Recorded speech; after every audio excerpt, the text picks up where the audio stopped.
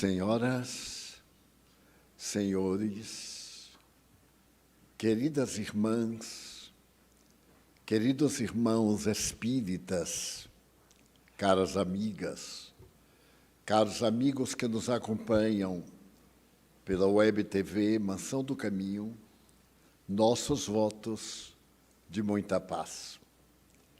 No calendário das atividades cotidianas, hoje é um dia dedicado à filosofia.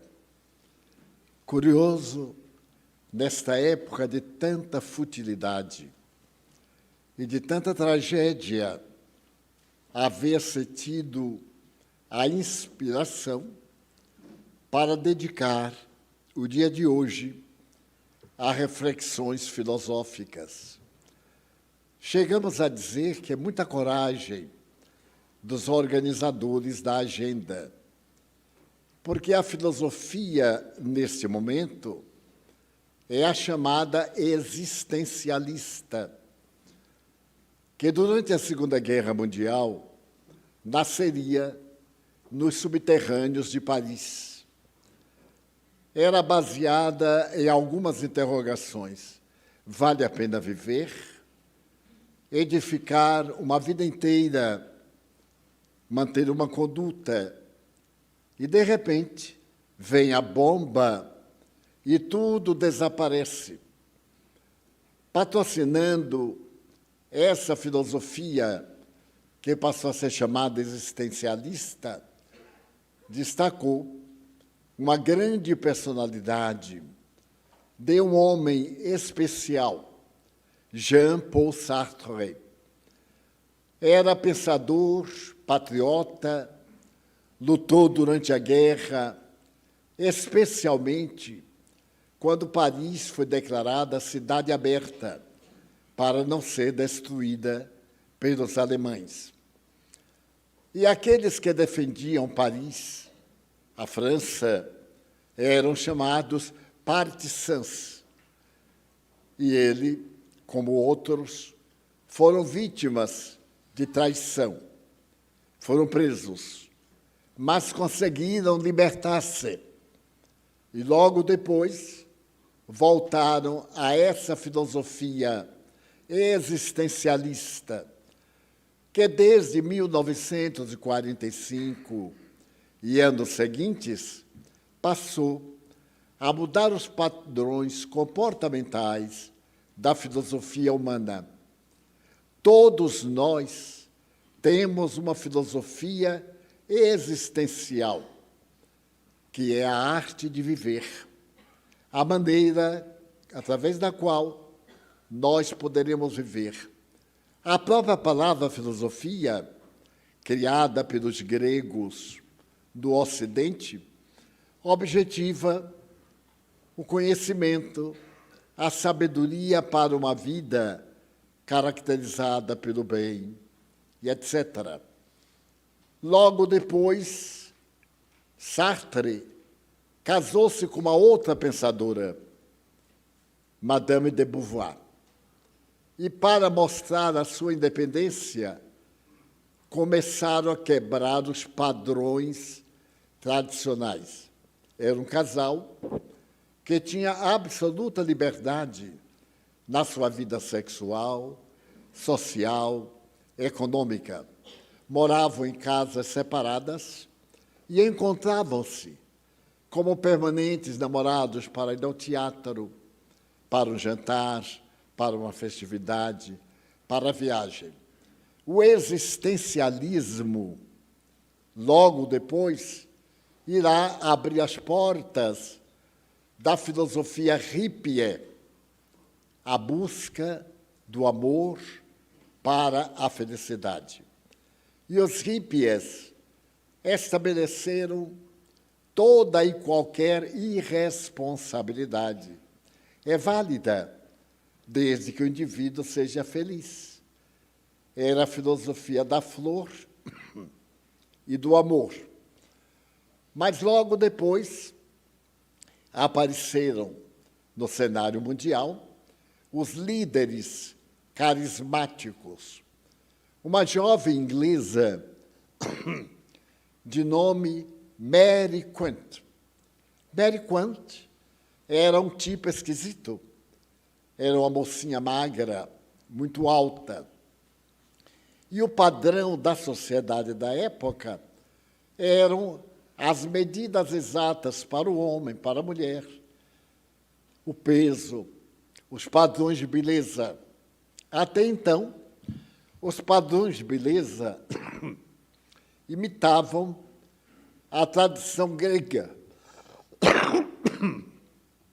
Vênus de Milos e Apolo de Belvedere. Eram os dois biótipos da beleza, linhas clássicas, uma forma de modelo com medidas exatas para dar harmonia. E Mary Quant foi recusada por vários institutos de pesquisa para ser modelo de moda. Era muito alta, era um pouquinho desengonçada e, raramente, qualquer vestido ficava mal, o que era antimoda. Porque o objetivo da moda, pelo menos da alta costura, é chamar a atenção para o vestido, para o traje. A modelo é apenas uma boneca ou um boneco que desfilam apresentando o modelo que vai ser vendido. Na época, a moda exigia o que chamava o pudor. Nos Estados Unidos, havia para o cinema uma liga de mulheres religiosas que se encarregavam de mostrar o que era moral e o que era imoral no comportamento. Nas películas, o beijo cinematográfico demorava, no máximo, 3 segundos, mas era proibido. A moda, em geral, deveria ter, para as mulheres, um palmo abaixo do joelho. Mary Quant, a primeira coisa que fez em Londres foi um palmo acima do joelho. E ficou uma coisa esquisita. Aquela vara com um palmo acima do joelho escandalizou o mundo. Como consequência, a moda foi ter reflexos em tudo, porque apareceu a época dos Beatles, os 4 anjos de Liverpool, que foram mais admirados na história da humanidade do que qualquer outro vulto. Quando eles fizeram uma película chamada Submarino Amarelo, John Lennon declarou que eles, os Beatles, eram mais importantes do que Jesus Cristo. E houve uma revolta dos religiosos, porque era verdade, eles eram mais famosos do que Jesus Cristo. Porque o Oriente, com as suas tradições, tombou sob a música dos Beatles e não tombou sobre o Evangelho de Jesus. Johnny Lennon era um gênio. Esse rapaz modesto, que morava numa casinha muito comum, eu estive lá, fui ver com outros jovens. Eu não era tão jovem assim quando fui. Mas, então, de repente, ele, com 3 amigos, começaram a cantarolar coisas do quintal. O bar que frequentavam, a boate, que era no 3º piso, abaixo do solo. E isso caiu na moda.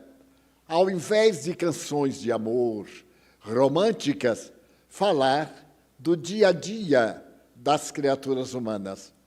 E então se tornaram vultos poderosíssimos na indústria do disco e na indústria do comportamento.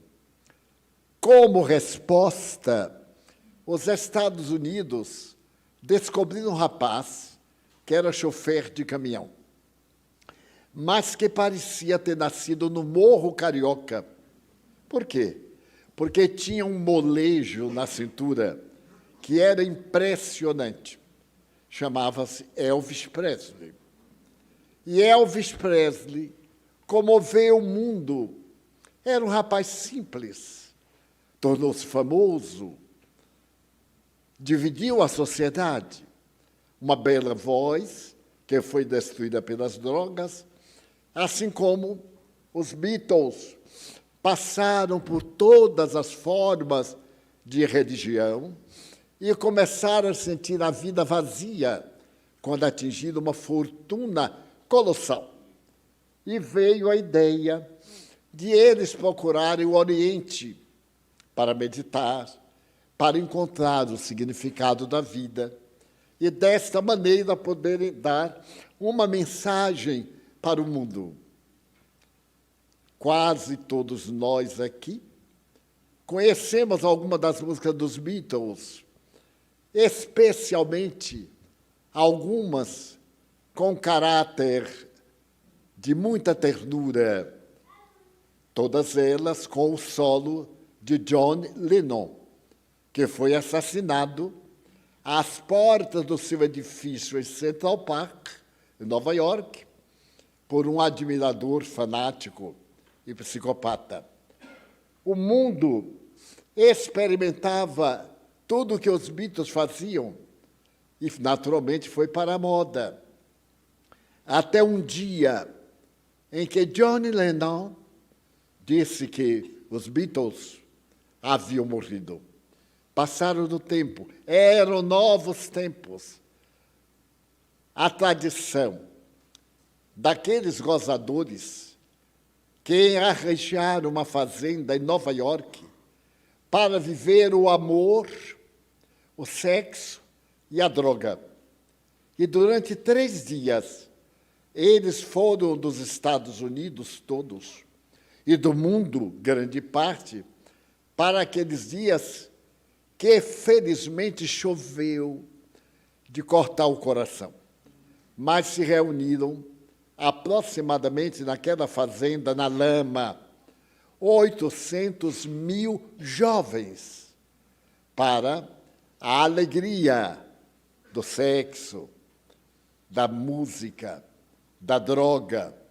E logo depois nasceu a AIDS, a consequência do relacionamento sexual promíscuo, vulgar.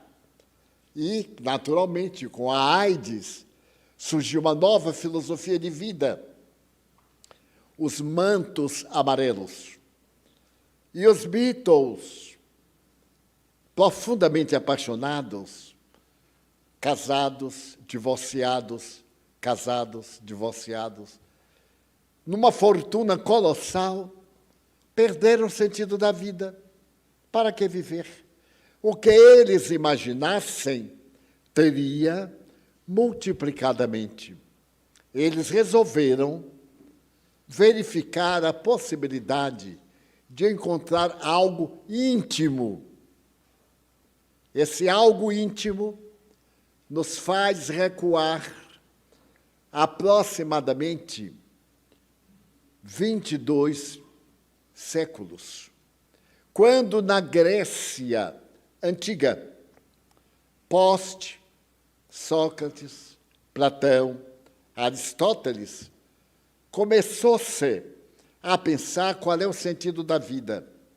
E os gregos, baseados na filosofia de Sócrates, estabeleceram que a vida tem 2 aspectos: o aspecto ideal e o aspecto material. A morte, para Sócrates, era a viagem de volta ao eidos, ao mundo das ideias. Platão acrescenta a reencarnação. E Aristóteles, discípulo de Platão, estabelece valores políticos para darem dignidade ao mundo. Ele tinha um filho e escreveu ao filho uma série de cartas que se transformou mais tarde em uma obra chamada A Política. A filosofia era, então, a busca da metafísica. Mas isso foi aproximadamente 400 anos antes de Jesus. Nesse ínterim, começou a decadência ateniense, a decadência grega. E nessa decadência, por volta de 300, 280 anos antes de Jesus, uma pandemia de febre tifoide apareceu em Atenas e destruiu um terço da população ateniense e, consequentemente, grega, porque se espalhou pelos demais estados gregos. Nesse período, a Grécia estava em guerra contra um terrível inimigo, os persas. E Xerxes, o rei dos persas, tentava invadir Atenas, atravessando o estreito do Peloponeso, porque Atenas fica no centro da ilha. E até atingir, vindo do mar, tem que atravessar um estreito que era vigiado, porque era a única forma de chegar-se à capital.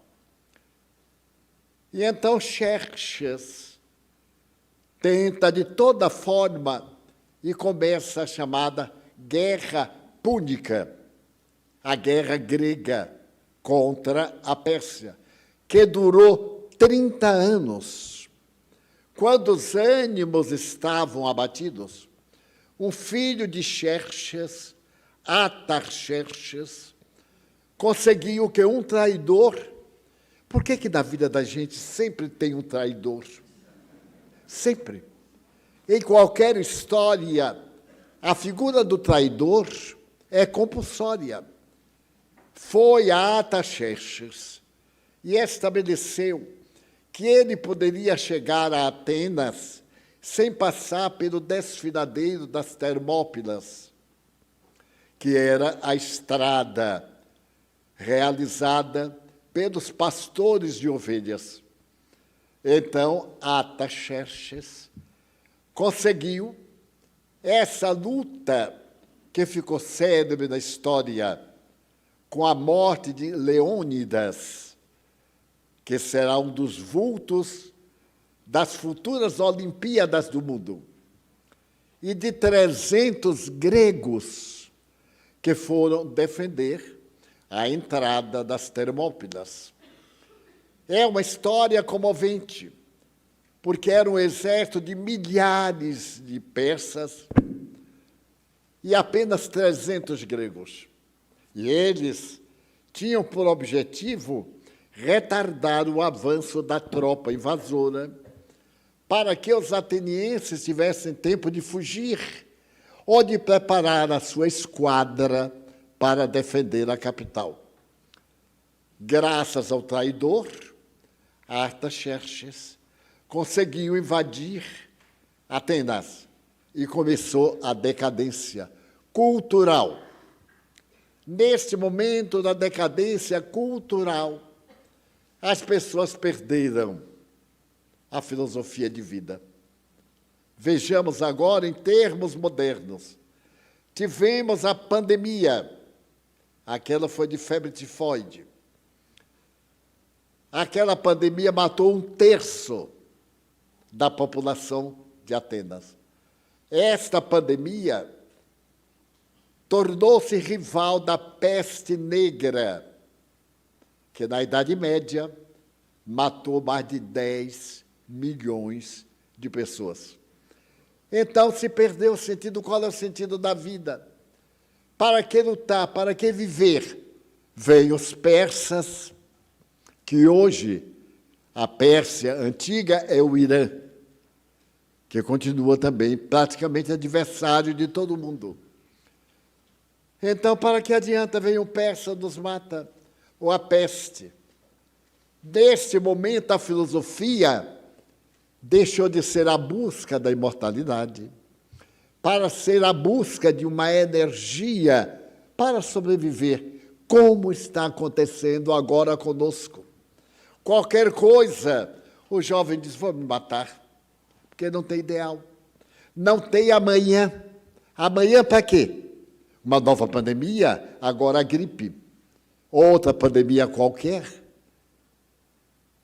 A falta de objetivos existenciais, o desemprego, como pode viver, comer, vestir-se, desfrutar. Então, qual é a filosofia desse momento? A droga, para poder fugir, experimentar um prazer fugidio, mesmo que assassino. Era exatamente o que aconteceu na Grécia Antiga. Então, apareceu um homem que nasceu numa ilha grega chamada Sítio, e ele era chamado Zenão. Zenão de Sítio ficou célebre, porque ele era um grande comerciante. Mas um dia, navegando, ele teve a má sorte do seu navio afundar. Bateu nas pedras, ele perdeu tudo e ficou praticamente na miséria. Todo necessitado partia para Atenas. É o povo do campo que vem para a capital em busca de oportunidade. E em Atenas, ele foi a uma livraria. Não tinha nada que fazer, entrou numa livraria de pergaminhos, de obras na madeira, no cimento, em tudo. E ficou fascinado com as obras de Sócrates e de Platão. O sentido da vida. Qual é o sentido da vida? Os gregos sempre acreditaram que a vida tem uma causa pensante. Causa pensante. Idealismo.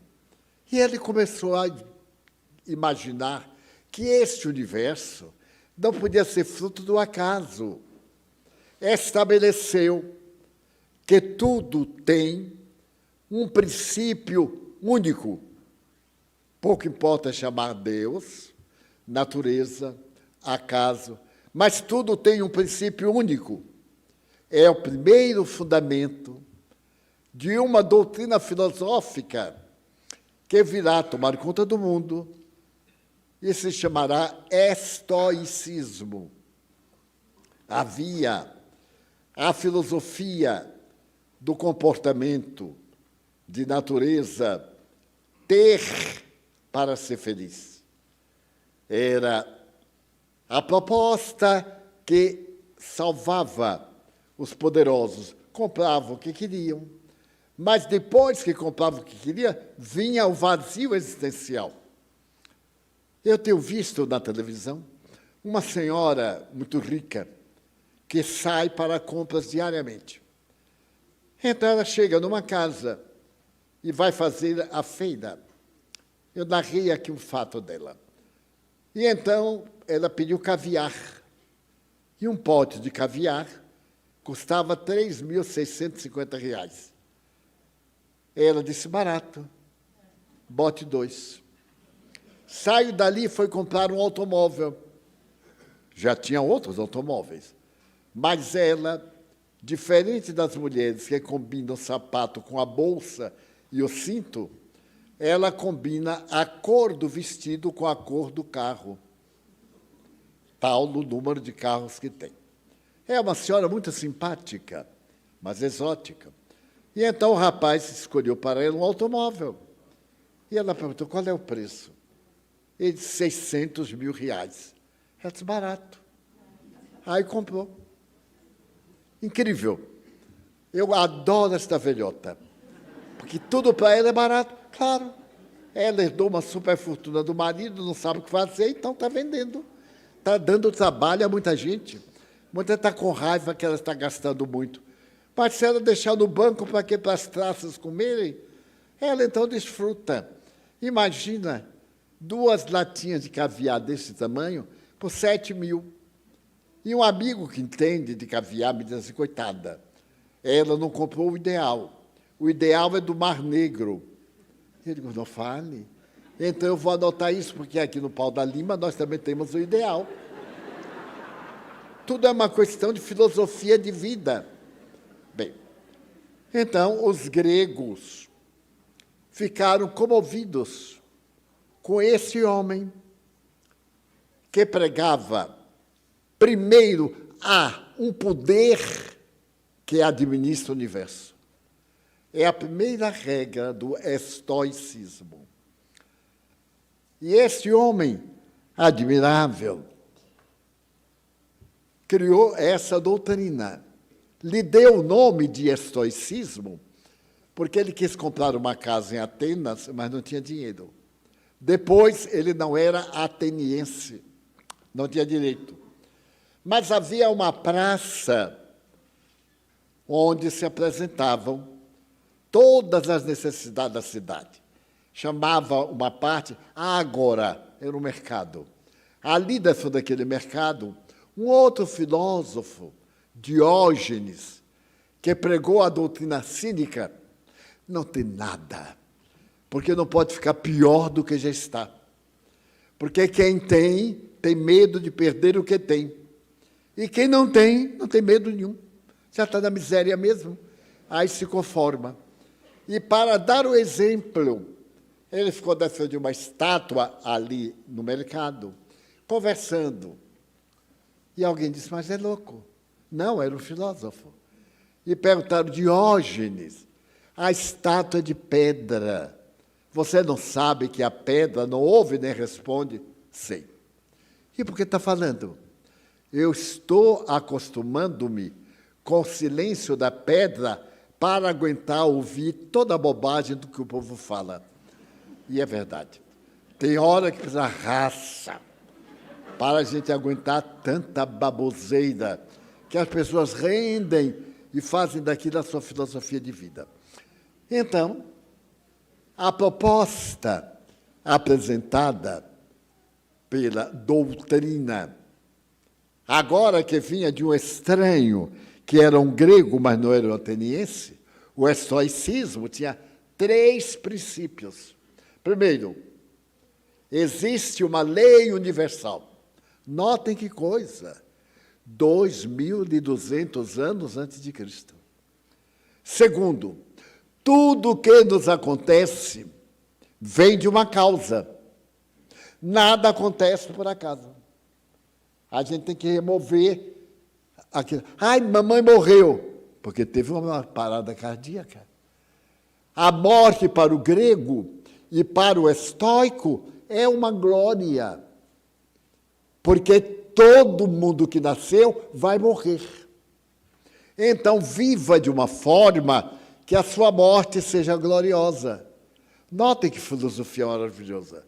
Que ao lembrar-se de você, se comova. Viva de uma forma que ninguém note a sua presença, mas note a sua falta. Quanta gente! A gente está no diário, nem nota, mas de repente, porque a pessoa faz falta. Porque quem é útil não chama atenção. Só os inúteis chamam atenção, porque eles estão sempre opostos, sempre geram discussão. Estamos nos termos da filosofia. Ninguém vai ficar achando que é inútil, hein? Bem, então, Zenão dizia que há uma terceira regra: imortalidade, causa e efeito, e reconhecendo esta causa e efeito, viver de maneira que os efeitos da sua vida dê-lhe tranquilidade. Então, eles criaram uma palavra, ataraxia. Ataraxia é a filosofia do estoicismo, que significa a busca da tranquilidade. Quem é de nós que não quer a tranquilidade? O que é que nós buscamos? A tranquilidade. Não apenas o prazer, mas há tranquilidade que deve vir depois do prazer. Se o prazer não tranquiliza, não é prazer. E para poder superar isso, tem que ser estoico. O estoicismo se tornará uma doutrina aceita pelos gregos em geral. Mas neste momento que a Grécia está em decadência, o Império Romano está em ascensão. E a ataraxia é transferida para Roma. E Roma começa a adotar que não basta conquistar o mundo, mas fazer que o romano seja feliz. Tenha tranquilidade. Daí as legiões partem para o mundo e conseguem o maior império de todos os tempos na história da humanidade. O sol nunca deixava de brilhar. Sempre havia sol em solo romano. Então, ali se notabilizam homens e mulheres notáveis. A maioria de nós deve ter lido as chamadas Catilinárias, de um grande filósofo, Cícero, um filósofo grego estoico. Roma passava por um período de corrupção. Olha que coincidência. E a corrupção chegou a tal ponto que o filósofo da época começou a fazer discursos contra o maior ladrão, que se chamava Catilina. Os discursos de Cícero, a Catilina, transformaram na história da filosofia a Catilinárias. Então, houve na Câmara Federal, nossa, várias Catilinárias, porque não faltam ladrões no mundo inteiro. E então essas Catilinárias é porque Cícero era contra a ausência dos deveres. Se a pessoa furta, rouba, corrompe, há uma causa. Qual é essa causa? A infância miserável, a juventude mal orientada, a família desagregada, a sociedade corrompida. Então, nesta hora, surgem os psicopatas. Por exemplo, hoje, um jovem de 12 anos, numa escola do Rio de Janeiro, incendiou a aula, jogou substância combustível e incendiou. Felizmente, correram em tempo, conseguiram apagar o incêndio. 12 anos. Porque tanta exposição dos crimes e assassinatos de criança, não tendo ele uma arma para matar, pega o instrumento de provocar o incêndio, oculta os instrumentos que apagam o incêndio para poder destruir. É o momento dos psicopatas, que estão sempre às ordens do que a lei facilita para poder destruir. O estoico é aquele que deseja a coisa certa. E nós vamos encontrar esse estoico em Nero. Domício Nero era um jovem estoico, o maior monstro da história. Mas à medida que ele percebeu que o mundo era devasso e pervertido, porque ele era filho de Agripina, que era casada com o imperador. E quando ela foi morar com o imperador, levou o filho, que foi tratado como filho do imperador. Mas Agripina não amava o imperador. Ela, então, mandou matar o marido. E Nero era o herdeiro, se tornou imperador. E quando ele se deu conta da mãezinha que tinha, porque ela estava conspirando matar o filho para ser imperatriz, ele mandou matá-la.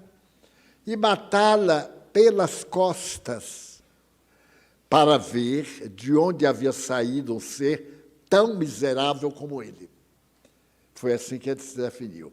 Mas, neste período, a doutrina fantástica do estoicismo estava em Roma, através do filósofo Epícteto. Epícteto estabeleceu como base fundamental o equilíbrio, a perfeição. A história tem poucas narrativas sobre ele que era escravo.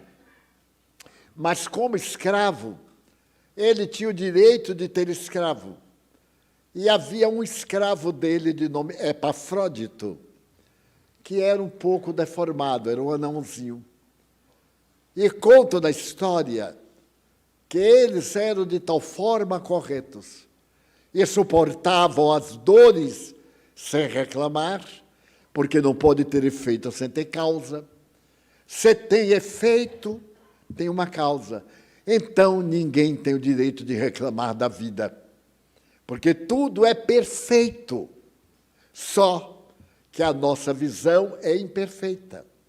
Vamos raciocinar mais só um pouquinho. Antes dos gregos estabelecerem o chamado cosmo, o universo, havia o caos, a desordem. E a filosofia grega pretende estabelecer uma ordem no universo. E a palavra oposta a caos é cosmo.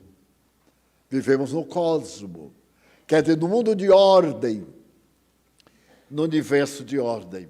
Eu confesso que eu ignorava. Eu mesmo não sabia que o cosmo foi a partir daquele momento em que os estoicos estabeleceram que a vida é uma realidade.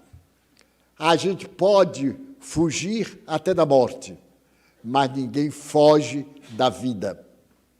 Porque mesmo na morte a vida continua. É uma filosofia estoica. E por isso a pessoa deve ser resistente.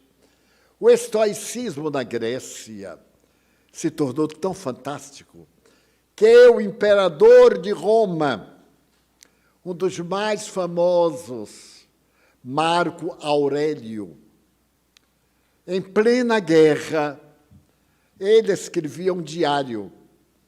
O que é que vai me acontecer hoje? Por exemplo, acabo de acordar, vou enfrentar a humanidade, vou enfrentar algum traidor, algum bajulador, alguma pessoa que não me merece respeito. O seu diário será mais tarde transformado no livro de meditações. As meditações desse imperador que foi um grande combatente na guerra e estabeleceu um tratado de ética para a paz. Na atualidade, nós temos um líder que grita uma filosofia. Estamos no caos, porque cada um faz o que quer. A nova ordem do Brasil e no mundo é faça o que lhe aprouver. E não dê importância para ninguém. As leis, segundo os conhecedores, são desrespeitadas de uma forma cínica. O negro, o pobre, o pardo, o vermelho são presos sem qualquer julgamento. O rico, como já dizia Kardec, chegue uma pessoa pobre numa sala, ninguém dá importância. Chegue um rico, todos se dobram, generosos, sorrindo, aplaudindo. É a filosofia do ter para ser. Mas nem todo mundo que tem é nobre, é bom. E nem todo mundo que não tem é equilibrado ou é saudável. Então, na atualidade, qual é a filosofia ao lado dessa que é universal?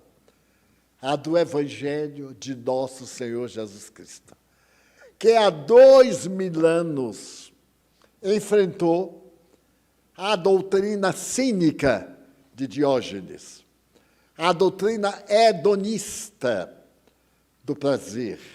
Nós mesmos, quando eu olho a revista ou qualquer coisa no computador, eu chego até a ter inveja. Por exemplo, um hotel em Portugal. Eu já fui a Portugal 52 vezes. A diária é de R$24.000, a diária. O que eu me hospedava era de R$16. E eu aí pergunto assim, o que será que tinha? Que vontade de entrar e ver aquele lustre de cristal. Mas é um lustre de cristal. Mas ver ali a Madonna, mas é a Madonna, deitar numa cama de R$40.000. A minha, lá em Feira de Santana, foi pai que fez. 2 cavaletes aqui, 3 tábuas lá, e vai dormir. E a gente dormia. Tinha pesadelo, tinha sonho, tinha viagem astral. Então, são esses paradoxos. Ter fascina a quem não tem. Eu não cheguei a ter inveja, porque dormir numa cama de R$40.000, a gente tem que dormir com cuidado para não machucar o colchão. Porque já imaginou o colchão machucado? Quebra uma mola. Eu me lembro que o meu primeiro colchão de molas, mais tarde se transformou em uma máquina, porque quebrou uma mola aqui e subiu. Eu aí deitava de uma forma que a mola ficava do lado. Mas daí a um pouco quebrou outra no pé. Eu aí dormia com o pé. No fim, eu dormia meio cobra, de acordo com o colchão. Até o dia que eu ganhei um colchão. Alguém recebeu inspiração do alto, graças a Deus, e me mandou um colchão ortopédico. Eu também não sabia o que era.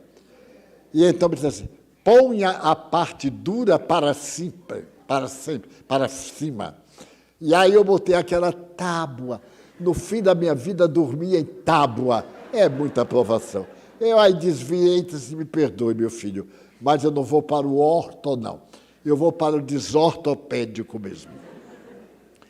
Então, aquele homem notável, que disse ter não é importante. Importante é saber administrar o que tem. Porque ter não é negativo. A riqueza não é um mal, é uma aprovação.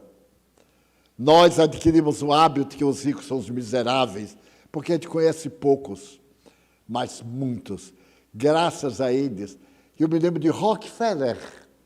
Ele nos salvou da malária, porque os mata-mosquitos foram financiados pela organização Rockefeller dos Estados Unidos.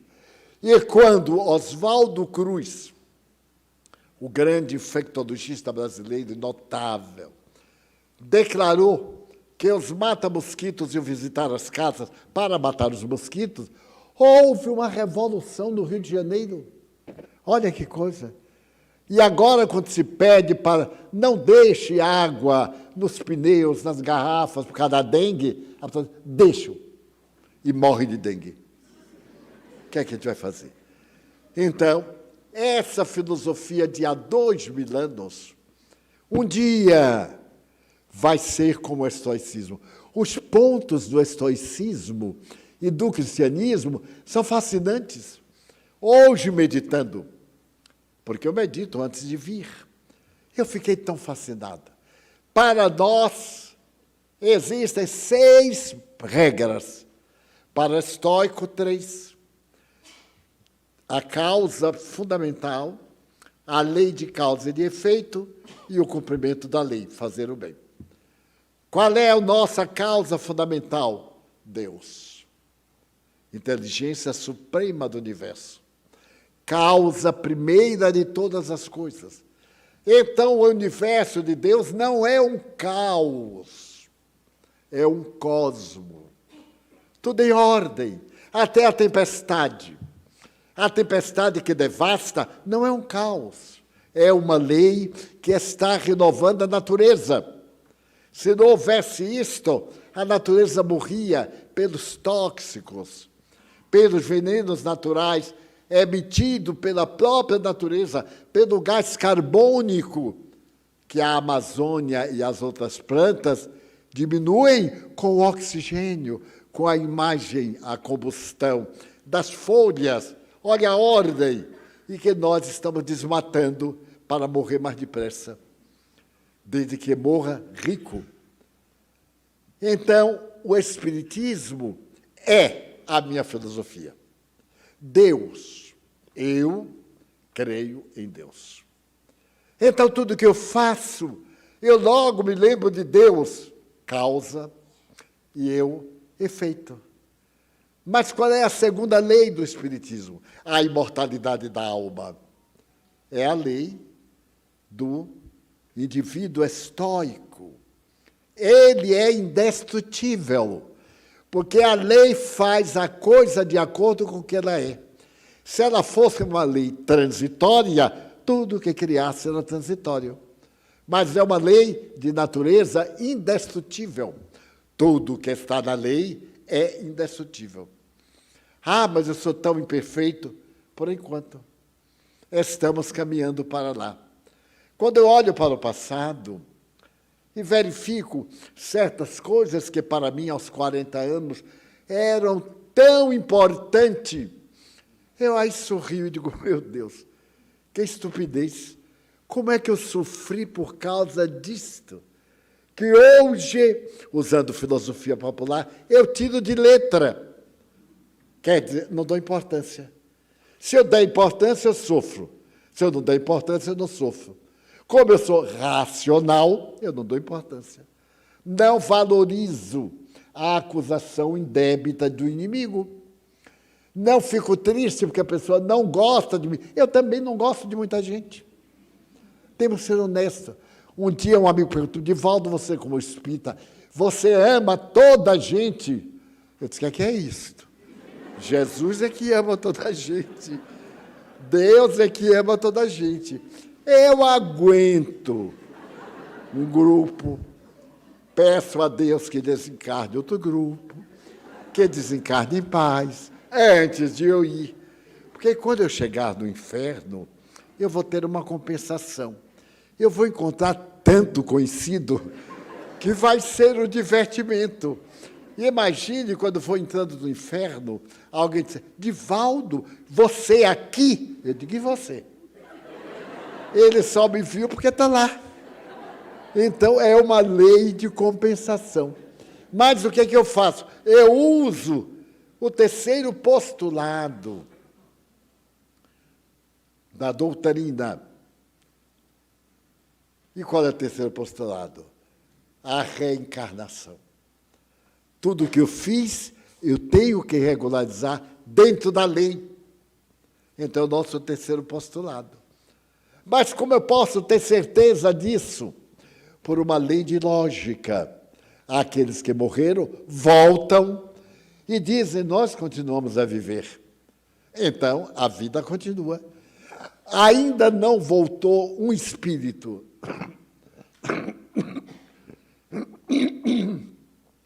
para dizer, olha, morreu, meu bem, acabou. Todos que voltam para dizer, abra o olho, porque a vida continua. E aí eu tiro uma reflexão de um psicólogo americano, William James, do século XIX. Foi o maior psicólogo de todos os tempos. A ele, a psicologia deve às diversas escolas. Ele se tornou crente na imortalidade da alma através de uma médium de Boston, cuja vida eu contei aqui, Leonora Piper. Ele escreveu o seguinte, eu creio na imortalidade da alma e na comunicabilidade dos espíritos, porque há uma lei que todos os corvos são negros. Quem já ouviu falar em corvo, todos eles são negros. Ah, mas eu não creio. Então apresente um corvo branco. Não precisa trazer os corvos do mundo inteiro. Basta apresentar um corvo branco. Ninguém apresentou até hoje. Então, todos os corvos são negros. Como nenhum espírito voltou para dizer que morreu, acabou, eles continuam. Quer dizer, é a razão. Então, o Espiritismo me dá aí já 4 pontos. Deus, imortalidade, comunicabilidade, reencarnação. Ora, se eu estou no universo de ordem e existe vida na morada que eu me encontro, que é uma morada ridícula, no sistema solar, na nossa galáxia, a Terra é um planetinha que a gente joga bola de gude com ele. Mas quando a gente imagina que a estrela mais próxima de nós, a mais próxima, está a 90 mil quilômetros na velocidade da luz, nunca chegaríamos lá através de qualquer veículo, porque 90 mil anos-luz, 360 mil quilômetros por segundo, e é apenas a distância mais próxima. O universo, se estivesse dentro de uma ânfora, de um lado ao outro, se uma nave sair em grande velocidade, ela demoraria para um lado ao outro aproximadamente 25 milhões de anos-luz. Então, é claro que a vida minha na Terra é muito importante porque eu penso. Mas, então, se há na Terra, por que não nos outros lugares?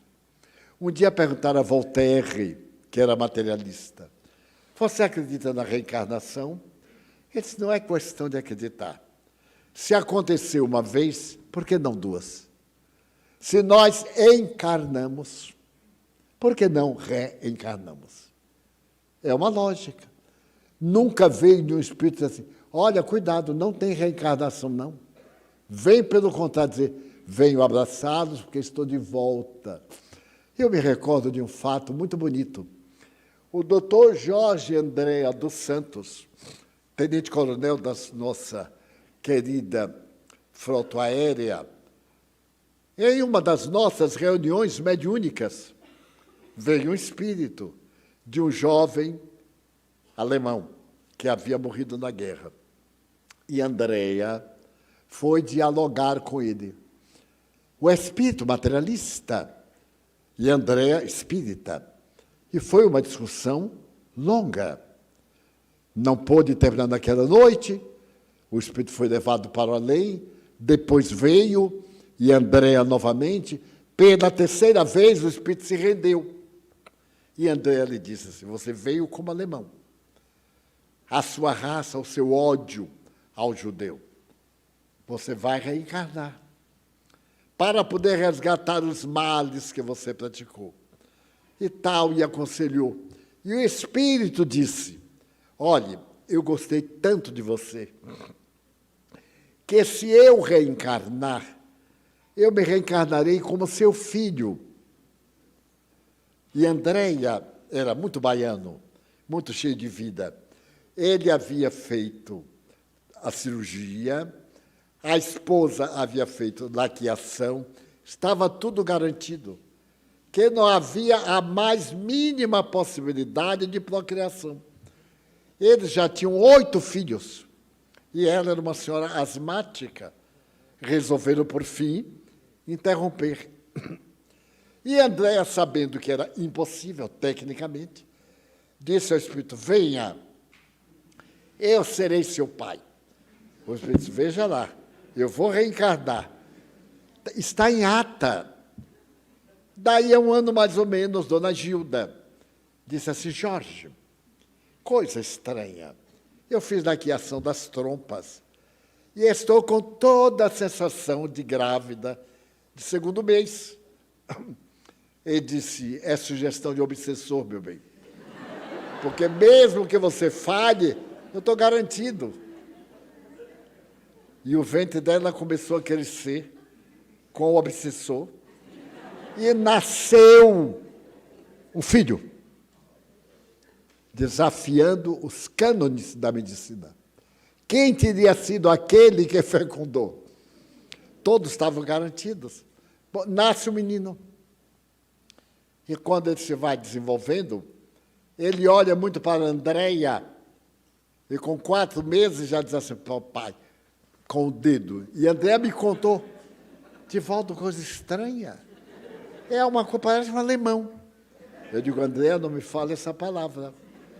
Tornou-se uma criança e se tornou o chefe da família.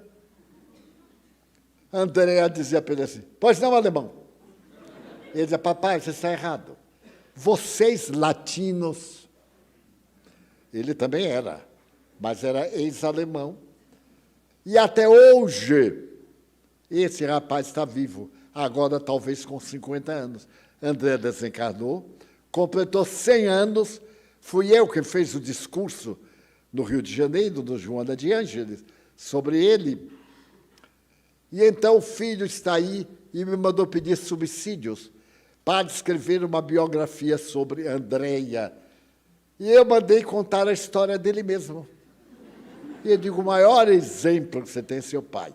Mas, bem, então, por que não vida em outros planetas? É a quinta crença. E a sexta é a soma de todas elas. A crença no amor, na perfeição que os estoicos exigem. Eu já contei aqui que um dos militares de Nero detestava Epafrodito, o escravozinho anão, que tinha um defeito nos braços, mas era estoico. O estoico, eu disse, não reclama nunca. E um dia, esse militar desalmado pegou pelo braço, com raiva, e ele disse assim, Senhor, cuidado, se o senhor mover mais, quebra meu braço. Ele disse, então, entortou, e se ouviram 2 estalidos. Ele disse, não falei, quebrou em 2 lugares. É a prova do estoicismo. Daí o espírita tem a filosofia estoica, mas também a hedonista, a filosofia da beleza, o culto do dever, mas também da beleza, a beleza espiritual, a vida em todos os seus painéis, a realidade do bem fazer, do bem servir, do bem anelar, do bem planejar. Planeje seu amanhã. Amanhã, como escreveu Marco Aurélio, eu vou acordar. Mas se eu não acordar, eu vou viver. Porque a morte não me interromperá a vida. Isto posto, no dia da filosofia, quem por acaso diga, eu não tenho nenhuma filosofia, isto é uma filosofia. A forma de viver, de encarar a vida, é uma forma de filosofar. Eu tenho uma filosofia. A filosofia do amor, porque fora da caridade não há salvação. Quem desejar participar desta filosofia, inscreva-se no livro da vida e trate de fazer da sua vida um verdadeiro santuário de estoicismo, de coragem, de fé, de confiança, porque a vida é realmente bela. Vamos orar.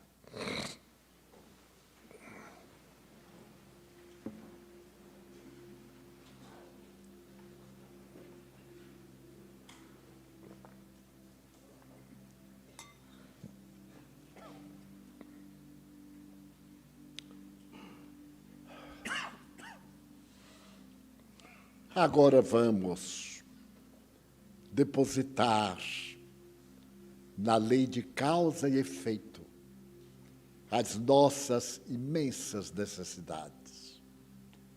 E vamos pedir aos médiuns para que tomem os seus lugares, a fim de sincronizarmos com o mundo espiritual.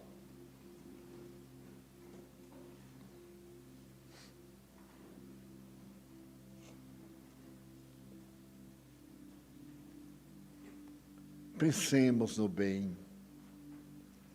Muitos de nós vimos para aqui com muita angústia, com preocupação, com problema.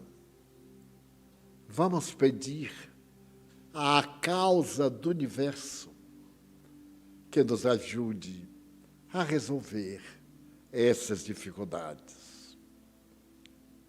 Senhor, nós te queremos pedir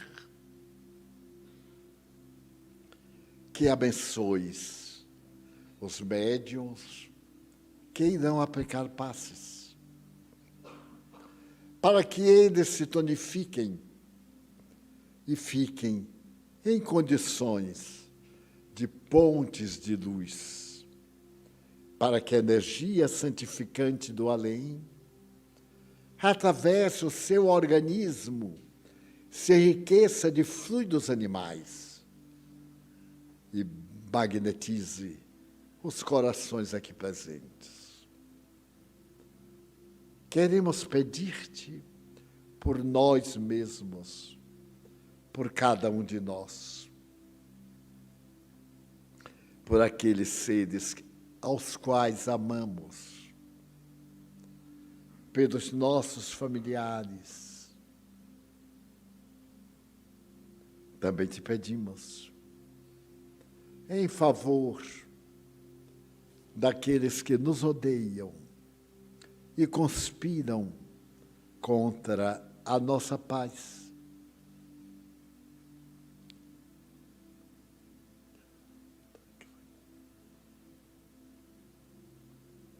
Ó amigo da alma,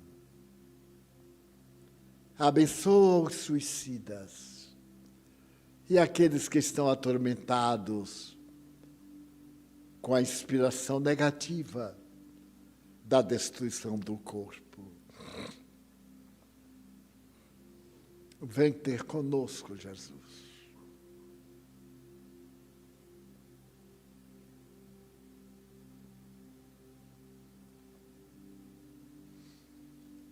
Nós te pedimos, pelos enfermos, por João Pinto Rabelo e tantos outros que nos dão os seus nomes para as nossas orações.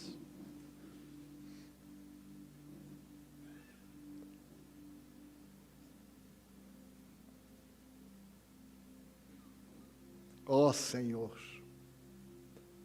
nós te queremos pedir pelos companheiros que nos acompanham através da internet, para que sejam beneficiados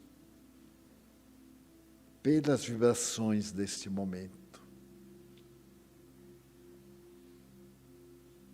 Nós te pedimos pela nossa casa, este santuário de amor, construído na rocha, na verdade. Tem inimigos, claro, mas é um cosmo de misericórdia e de lucidez. Pedimos-te pelos nossos frequentadores, pelos nossos colaboradores, pelos diretores, por nós todos que fazemos parte desta instituição imortal. Senhor, abençoa-nos no desiderato da nossa imortalidade, abençoando a água, a fim de que se torne de salutar benefício, e a paz do nosso coração, no lar, no trabalho, na rua, pela paz, sê misericordioso para conosco e faze que esta paz se espraie pela pátria brasileira, nossas autoridades, pelo mundo em caos de natureza moral. E ao chegar ao término do nosso compromisso, rogamos ao Pai Celestial, à Mãe Santíssima, aos Espíritos Nobres, para que nos permitam encerrar a reunião com votos de paz para todos nós. Está encerrada a nossa sessão.